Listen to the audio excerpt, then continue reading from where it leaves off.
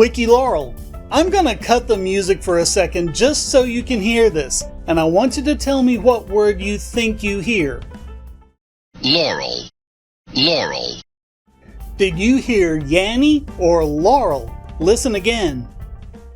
Laurel, Laurel.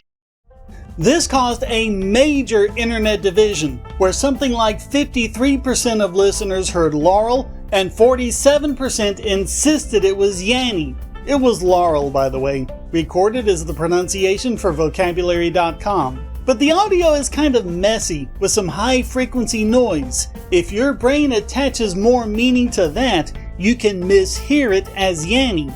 Another example is a TikTok video where a toy from the TV series Ben 10 Alien Force either said Brainstorm or Green Needle, and they can make you hear one or the other based on what was printed on the screen.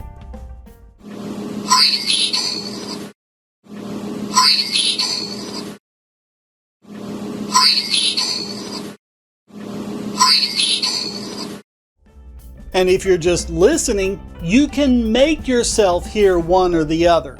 Sort of like the audio version of that duck-rabbit illusion. And the weird thing is, those two phrases are nothing alike.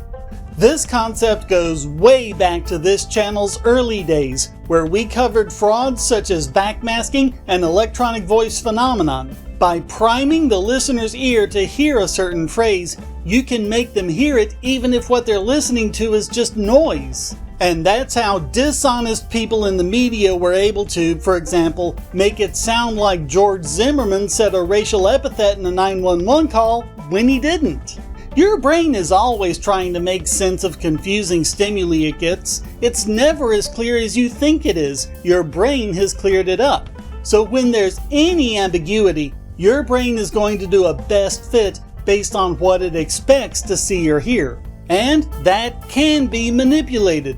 Movies do this all the time, using audio, video, and VFX to make us think and feel a certain way about what we're seeing. And that's okay, except when they do it in the news or a documentary.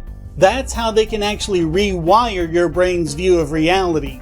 And make no mistake, it's on purpose. When they play you a tiny clip of something with little context and prime you to think a certain way, they're manipulating your perception.